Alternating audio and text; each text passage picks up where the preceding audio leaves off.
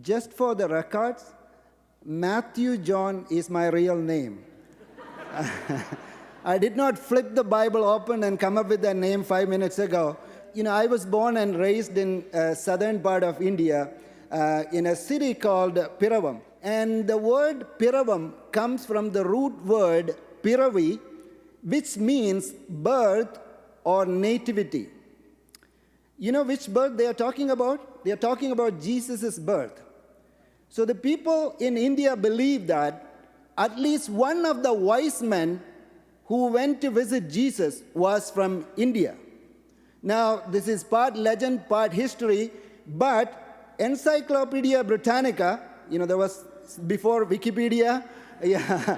So Encyclopedia Britannica says at least one of the wise men was from India.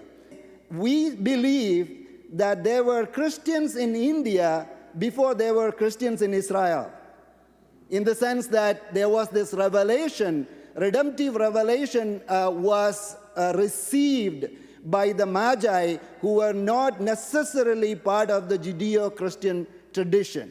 I mean, if you don't believe Encyclopedia Britannica, but you believe there is a witness here who came to our place, who actually stayed in our house, and I showed all these places to him, and he is here.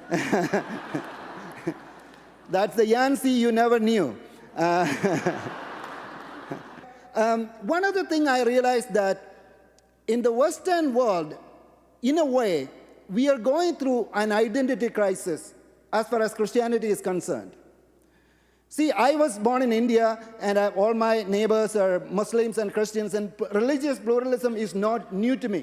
That's where I was born in. But when in America or in Canada, we have a lot of immigrants coming to this country, which is great, and they bring their culture with them, which is great. They bring their religion with them, which is also great. But how do we relate to these people? On one side, we can go extremely conservative and say, well, Hindus are pagans and Muslims are terrorists, and so let's burn the Quran, and that's one route. And I have preached in some of those churches, not necessarily the same message. Then I go to the so-called progressive churches, and I had access to all these denominations. Then, they say, it doesn't really matter whether you're a Hindu, whether you're a Christian, whether you're a Muslim. We are all God's children, so let's sing Kumbaya or something like that. So which is there is an element of truth to it. But then who are we?